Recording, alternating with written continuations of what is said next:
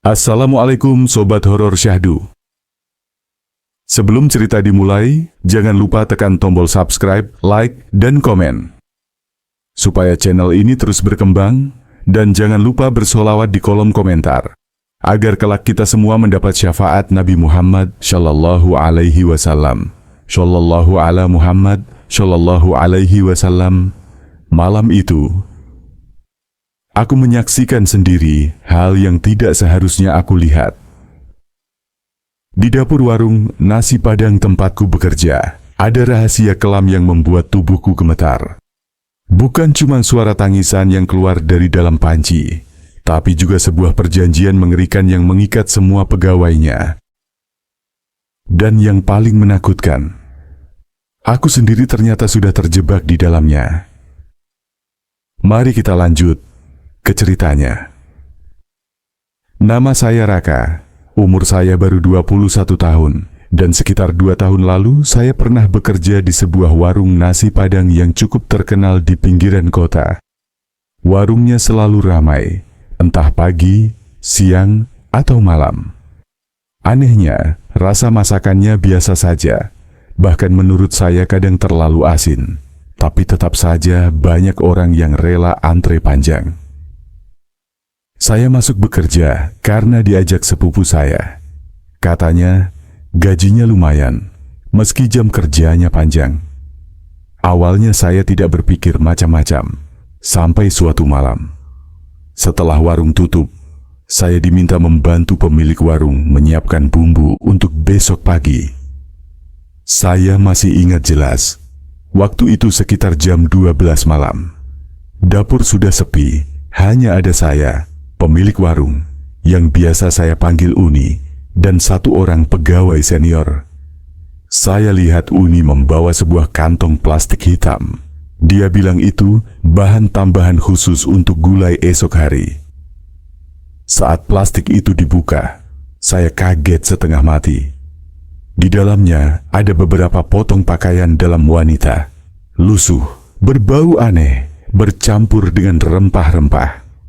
Saya pikir saya salah lihat, tapi pegawai senior yang ada di sana cuma tersenyum tipis, seakan sudah terbiasa dengan hal itu. Uni lalu bilang dengan suara pelan tapi tegas, "Jangan banyak tanya, Gerak. Kalau mau tetap kerja di sini, cukup ikuti aturan. Inilah rahasia kenapa warung kita nggak pernah sepi pembeli." Dada saya langsung berdebar kencang. Malam itu, untuk pertama kalinya, saya sadar, warung nasi Padang tempat saya bekerja bukan warung biasa. Ada sesuatu yang gelap tersembunyi di balik larisnya dagangan mereka.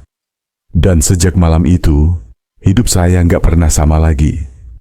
Setelah malam itu saya tahu rahasia bumbu tambahan dari Uni. Jujur saya sempat ingin berhenti kerja, tapi apa daya? Saya butuh uang, jadi saya bertahan.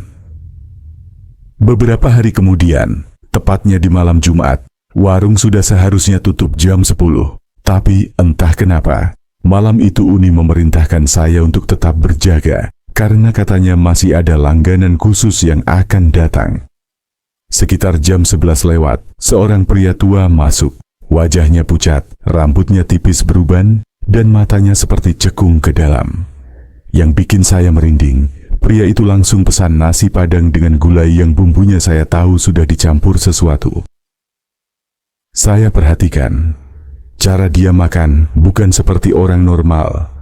Tangannya gemetar, tapi setiap suapan dimasukkan dengan cepat, rakus, sampai kuah gulai menetes ke bajunya. Bau amis aneh tercium dari arah mejanya, bercampur dengan aroma bumbu yang semakin membuat perut saya mual. Saat itu saya nggak tahan, saya beranikan diri bisik ke pegawai senior di samping saya. "Bang, orang itu kenapa makan kayak begitu?" Pegawai senior cuma melirik saya sebentar, lalu jawab lirih, "Jangan lihat terlalu lama, Rak. Nanti kau ikut ke bawah." Saya nggak ngerti maksudnya. Tapi tepat ketika pria tua itu menoleh ke arah saya kaget. Matanya merah menyala dan senyumannya lebar sekali. Tidak wajar. seperti ada sesuatu yang bersemayam di balik tubuhnya. Saya spontan menunduk, pura-pura sibuk membersihkan meja. Tapi dari ujung telinga, saya dengar suara desis lirih, seperti suara ular. Malam itu, saya mulai percaya kalau pesugihan di warung ini memang nyata. Dan saya baru saja melihat salah satu pelanggannya. Setelah kejadian dengan pria tua bermata merah itu, saya jadi makin waspada setiap kali berada di warung. Tapi puncaknya terjadi 2 malam kemudian, saat saya diminta membantu di dapur. Waktu itu saya disuruh mengaduk bumbu gulai yang sedang direbus di panci besar. Warnanya kuning pekat, aromanya menyengat, tapi ada sesuatu yang janggal. Saat saya aduk, bumbu itu seperti lebih kental dari biasanya, dan saya melihat ada gelembung aneh yang muncul. Awalnya saya pikir itu cuma udara dari rebusan, tapi lama-lama gelembung itu membentuk sesuatu seperti wajah perempuan. Matanya terpejam, rambutnya basah menempel, seolah sedang tenggelam di dalam panci. Saya panik, langsung taruh sendok adukan, tapi Uni yang kebetulan lewat malah menepuk bahu saya sambil berkata pelan, "Jangan kaget, Rak. Itu tandanya bumbunya sudah meresap. Itu justru bagus." Saya nggak percaya telinga saya. "Bagus?" Wajah perempuan muncul dari bumbu dan dia bilang itu bagus? Saya beranikan diri lihat sekali lagi ke dalam panci. Kali ini wajah itu membuka mata, menatap langsung ke arah saya. Mulutnya bergerak seperti berbisik sesuatu. Saya mundur dengan tubuh gemetar, hampir jatuh. Tapi pegawai senior menahan saya, lalu dia berbisik di telinga saya, "Kau jangan coba-coba nolak rezeki dari sini, Rak. Sekali kau lihat, kau sudah terikat." Malam itu saya nggak bisa tidur. Bau bumbu gulai masih terasa di hidung saya. Dan yang paling parah, setiap saya pejamkan mata, wajah perempuan itu muncul. Seakan-akan masih terendam di dalam panci besar itu. Sejak malam saya melihat wajah perempuan di dalam panci itu, hidup saya mulai berubah. Saya pikir kalau sudah pulang ke rumah, semuanya akan aman. Tapi ternyata, justru gangguan pertama kali muncul saat saya mencoba tidur. Malam itu sekitar jam 1, saya terbangun karena mencium bau yang sangat familiar. Bau gulai, pekat sekali. Padahal jelas-jelas saya sudah jauh dari warung. Saya bangkit dari kasur, mencoba mencari sumber baunya. Dan saat saya menoleh ke arah sudut kamar, jantung saya hampir berhenti. Di sana saya melihat sosok perempuan berambut panjang, basah, dengan wajah pucat. Dia berdiri membungkuk, menatap saya dari balik rambutnya yang menutupi sebagian wajah. Tubuhnya bergetar pelan, dan tetesan cairan kuning menetes ke lantai, menimbulkan noda seperti kuah gulai. Saya spontan berteriak dan menyalakan lampu. Seketika sosok itu hilang, tapi lantai kamar saya tetap basah. Ada bercak kuning seperti minyak gulai tercecer. Saya nggak bisa tidur lagi sampai pagi. Badan saya lemas, kepala pusing. Besoknya saya ceritakan ini ke pegawai senior di warung. Tapi bukannya terkejut, dia malah menatap saya dengan tatapan datar dan berkata, "Itu tandanya kau sudah dianggap bagian. Sekarang dia ikut pulang bersamamu. Jangan pernah melawan, Ra. Kalau kau melawan, akibatnya bisa jauh lebih buruk." Saya hanya bisa terdiam. Dalam hati saya menyesal, kenapa saya harus menerima ajakan kerja di warung itu. Karena sekarang, bukan cuma warungnya yang angker, tapi rumah saya pun mulai dihantui. Hari itu warung sedang ramai seperti biasa. Antrean panjang, orang-orang berebut kursi. Saya sudah mulai terbiasa dengan bau bumbu gulai yang menusuk hidung, meskipun hati saya tetap nggak tenang. Di tengah keramaian, ada seorang ibu muda dengan anak kecilnya yang datang makan. Awalnya normal. Dia pesan rendang dan gulai ayam. Tapi baru beberapa suap, tiba-tiba sendoknya jatuh dan tubuhnya kaku. Matanya mendelik ke atas, mulutnya bergetar lalu terdengar suara berat keluar dari mulutnya. Darah, kurang darah. Orang-orang langsung panik. Anak kecilnya menangis ketakutan. Saya terpaku, nggak tahu harus berbuat apa. Tapi Uni, pemilik warung, dengan tenang mendekat. Dia menepuk bahu si ibu, lalu membisikkan sesuatu di telinganya. Seketika tubuh ibu itu lunglai, dan seolah tidak terjadi apa-apa, dia melanjutkan makan seperti biasa. Yang bikin saya semakin merinding, para pelanggan lain bertingkah seakan-akan mereka tidak melihat kejadian itu.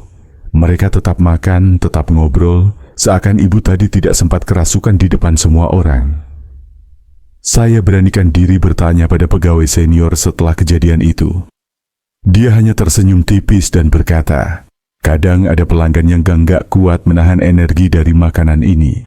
Tapi tenang saja, semua akan kembali normal kalau Uni turun tangan. Saya menelan ludah, tubuh saya gemetar. Dari hari ke hari, bukti kalau warung ini memang memakai pesugihan makin nyata di depan mata saya. Tapi yang lebih mengganggu, sejak kejadian itu, saya mulai sering mendengar suara bisikan kurang darah setiap kali saya sedang menuangkan kuah gulai ke piring pelanggan. Suatu malam setelah warung tutup, saya diminta membereskan dapur. Semua pegawai sudah pulang, hanya tinggal saya, Uni, dan pegawai senior. Saat saya sedang mengepel lantai, tanpa sengaja saya melihat ada pintu kecil di balik rak bumbu yang selama ini tertutup karung beras. Rasa penasaran menguasai saya. Saat Uni dan pegawai senior sibuk di depan, saya geser rak itu perlahan. Ternyata pintu kecil itu terkunci, tapi celahnya cukup untuk mengintip. Yang saya lihat membuat bulu kuduk berdiri.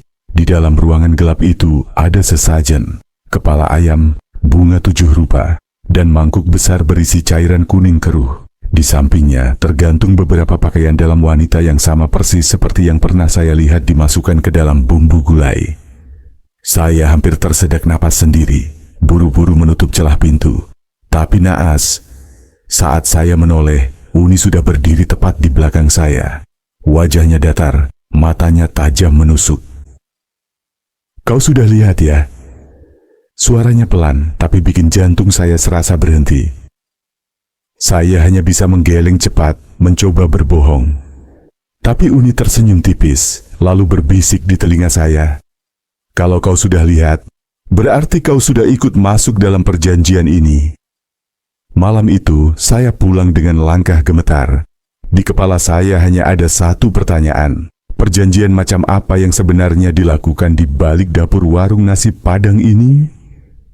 Saya kira setelah ketahuan melihat kamar rahasia itu, saya akan diusir. Tapi ternyata justru sebaliknya. 2 malam kemudian, Uni memanggil saya khusus. Katanya, saya harus ikut membantu persiapan acara rutin. Jam 12 malam, saya dibawa ke dapur belakang. Rak bumbu sudah dipindahkan, pintu kecil terbuka, dan saya dipaksa masuk ke ruangan itu. Bau anyir dan rempah bercampur jadi satu, menusuk sampai kepala pusing. Di dalam, saya melihat sesajen tersusun rapi. Ada mangkuk besar berisi cairan kuning, beberapa potongan daging mentah, dan, yang paling bikin saya hampir muntah, sehelai celana dalam wanita yang masih basah, seolah baru saja dipakai. Uni lalu menyuruh saya duduk bersila. Dia mulai membacakan mantra dalam bahasa yang tidak saya kenal. Suaranya berat, kadang seperti bergema dari dalam perut. Pegawai senior menyalakan lilin-lilin hitam di sekeliling saya. Tiba-tiba, dari mangkuk besar itu muncul gelembung, lalu terdengar suara lirih. Suara perempuan menangis, seperti tercekik. Saya membeku, tidak bisa bergerak. Uni menoleh ke saya dan berkata dengan tegas, "Kau sudah makan dari hasil warung ini, Ra. Kau sudah terikat. Mulai malam ini, kau bukan lagi pegawai biasa. Kau bagian dari perjanjian." Tubuh saya gemetar hebat. Saya ingin lari, tapi kaki saya seperti dipaku ke lantai. Dan saat lilin padam satu persatu, saya merasakan sesuatu merayap di punggung saya. Dingin, licin, seperti sisik ular. Malam itu saya sadar, Jalan keluar saya sudah tertutup. Saya resmi terseret masuk ke dalam kegelapan pesugihan warung nasi Padang itu. Sejak malam ritual itu, tidur saya tidak pernah lagi tenang. Hampir setiap malam, saya dihantui mimpi yang sama. Dalam mimpi itu, saya selalu berada di dapur warung. Panci besar di hadapan saya mendidih, kuahnya berwarna kuning pekat. Perlahan, wajah perempuan itu muncul dari dalam panci. Wajah pucat dengan rambut basah menempel di pipinya. Dia membuka mata, menatap lurus ke arah saya, yang membuat saya tidak tahan. Mulutnya bergerak, mengucapkan sesuatu tanpa suara. Tapi saya tahu, dari gerak bibirnya dia berkata, "Selamatkan aku." Saya terbangun dengan tubuh basah kuyup oleh keringat. Bau gulai seolah masih melekat di kamar saya. Anehnya, setiap kali saya bangun dari mimpi itu, saya menemukan noda kuning di bantal atau di ujung kasur, persis seperti cipratan kuah. Saya coba cerita ke pegawai senior, berharap dia bisa kasih penjelasan. Tapi dia hanya menatap saya lama, lalu berkata singkat, "Itu tandanya dia sudah memilihmu. Kau nggak bisa lagi lari, Rak." Sejak itu rasa takut saya bercampur dengan rasa iba. Siapa sebenarnya perempuan itu? Kenapa wajahnya selalu muncul dari dalam bumbu gulai? Dan kenapa hanya saya yang terus-menerus didatangi dalam mimpi? Malam demi malam mimpi itu terulang. Makin jelas, makin nyata. Seakan-akan perempuan itu benar-benar berusaha keluar, menggunakan saya sebagai jalannya. Hari itu warung sedang penuh. Pelanggan berdesakan. Saya sibuk bolak-balik mengantar piring, sambil berusaha menahan rasa mual karena bau gulai makin hari makin menusuk. Saat saya hendak membersihkan meja di sudut ruangan, pandangan saya mendadak tertarik pada sesuatu. Di antara deretan pelanggan yang makan lahap, ada satu sosok yang berbeda. Dia seorang perempuan berambut panjang, basah, menutupi hampir seluruh wajahnya. Bajunya lusuh, warnanya kecoklatan, seperti kain yang lama terendam air. Tangannya gemetar saat menyendok nasi, tapi setiap suapan jatuh begitu saja ke lantai. Yang lebih menyeramkan, orang-orang di sekitarnya tidak bereaksi sama sekali. Mereka tetap makan, tetap tertawa, seolah-olah sosok itu tidak ada. Saya berdiri terpaku, piring di tangan hampir jatuh. Sosok itu lalu menoleh ke arah saya. Rambutnya terbelah, memperlihatkan wajah pucat, dengan mata kosong meneteskan cairan kuning kental. Bibirnya bergerak, lagi-lagi dengan kata yang sama, "Selamatkan aku." Saya langsung menjatuhkan piring dan mundur terburu-buru. Uni yang melihat saya hanya tersenyum tipis, lalu berbisik lirih saat melewati saya, "Kau lihat dia lagi ya? Itu tandanya ikatanmu semakin kuat." Sejak saat itu saya mulai yakin, perempuan itu bukan sekadar bayangan. Dia ada di sini, di warung, duduk di antara pelanggan, terjebak dalam setiap piring nasi Padang yang keluar dari dapur. Malam itu saya harus lembur lebih lama karena ada pesanan dalam jumlah besar. Semua pegawai sudah pulang, tinggal saya sendirian membereskan dapur. Sekitar jam 12:30, ketika saya sedang mencuci panci, tiba-tiba terdengar suara jeritan. Bukan jeritan biasa, tapi jeritan perempuan, nyaring, panjang, seperti orang yang sedang disiksa. Suara itu jelas berasal dari arah kamar rahasia di balik rak bumbu. Dengan langkah gemetar, saya dekati pintu kecil itu. Suara jeritan semakin keras, bercampur dengan suara benda beradu seperti rantai diseret. Tangan saya dingin saat mencoba membuka pintu. Dan anehnya, pintu itu tidak terkunci malam itu. Begitu terbuka, pandangan saya langsung membeku. Di dalam ruangan, saya melihat sebuah baskom besar berisi cairan kuning kental. Di dalamnya ada sosok perempuan yang selama ini muncul di mimpi saya. Rambutnya basah, tubuhnya setengah terendam, tangannya terikat rantai. Dia meronta, menangis, lalu menatap saya dengan mata penuh darah. "Selamatkan aku, tolong aku keluar dari sini. Suaranya terdengar jelas kali ini. Saya melangkah mundur, hampir jatuh. Tapi tiba-tiba, suara langkah kaki Uni terdengar dari belakang. Saya menoleh. Dia sudah berdiri di ambang pintu dengan senyum dingin. Sekali kau buka pintu ini, Rak, berarti kau sudah lebih dalam masuk ke perjanjian. Jangan pernah berpikir bisa keluar lagi. Saya kaku, tubuh saya membeku. Jeritan perempuan itu masih terdengar di telinga saya, meski Uni perlahan menutup pintu kamar rahasia. Malam itu, saya sadar, saya bukan lagi sekadar saksi. Saya sudah terseret ke dalam rahasia paling kelam warung nasi Padang ini. Sejak malam saya melihat kamar rahasia itu, hati saya selalu gelisah. Tapi puncaknya terjadi ketika akhirnya saya dipaksa menyaksikan pengorbanan yang dilakukan Uni untuk mempertahankan warung. Jam 12 malam, semua pegawai sudah pulang, hanya tersisa saya, Uni, dan pegawai senior. Lampu dapur sengaja dimatikan, hanya cahaya lilin hitam yang menerangi ruangan.